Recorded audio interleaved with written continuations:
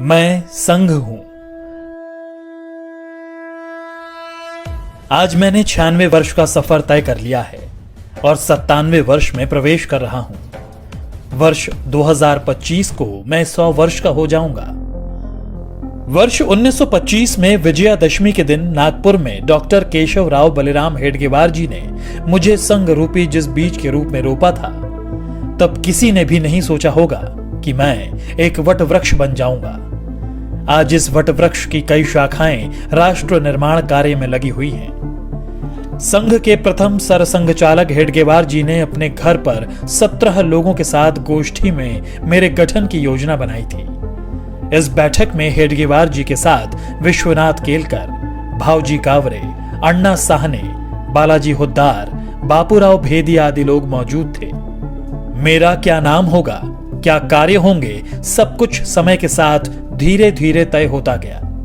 उस वक्त हिंदुओं को सिर्फ संगठित करने का विचार था। यहां तक कि संघ का नामकरण राष्ट्रीय स्वयंसेवक संघ भी 17 अप्रैल 1926 को तय हुआ। इसी दिन हेडगेवार जी को सर्वसम्मति से संघ प्रमुख चुना गया, लेकिन सरसंघ चालक वे नवंबर 1929 में बनाए गए। मेरे नाम के अस्तित्व में आने से पहले 3 नामों पर विचार मंथन हुआ, जो थे राष्ट्रीय स्वयंसेवक संघ, जरीपटका मंडल और भारतोद्वारक मंडल, जिसके लिए बाकायदा वोटिंग भी हुई। नाम विचार के लिए बैठक में मौजूद 26 सदस्यों में से 20 सदस्यों ने राष्ट्रीय स्वयंसेवक संघ को अपना मत दिया, जिसके बाद मैं यानी आरएसएस अस्तित्व में आया। पिछले कई दशकों से लगातार देश के कोने कोने में संघ की शाखाएं लग रही हैं।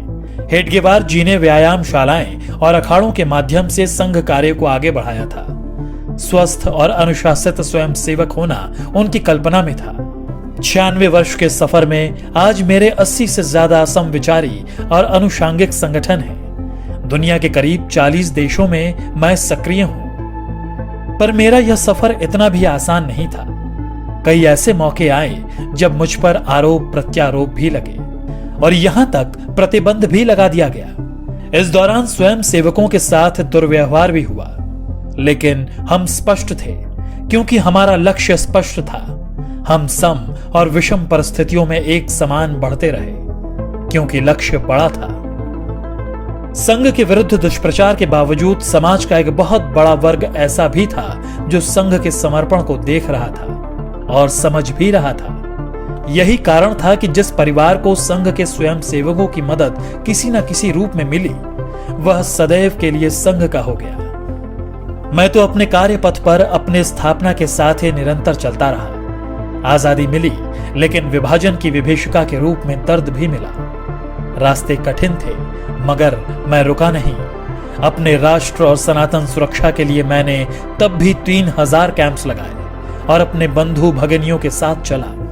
वर्ष 1962 में जब चीन ने धोखे से देश पर हमला कर दिया, तब मेरे परिवार के स्वयंसेवकों ने बखूबी अपना राज्य धर्म निभाया और जान पर खेलकर सरहदी इलाकों में रसद पहुंचाने में सेना की मदद की। इससे प्रभावित होकर तत्कालीन प्रधानमंत्री नेहरू ने 1963 में गणतंत्र दिवस की परेड में संघ को आमंत्रित किया।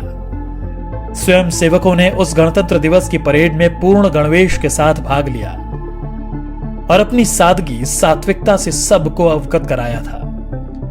इसके बाद वर्ष 1965 में पाकिस्तान से युद्ध के दौरान भी स्वयंसेवकों ने महत्वपूर्ण भूमिका निभाई।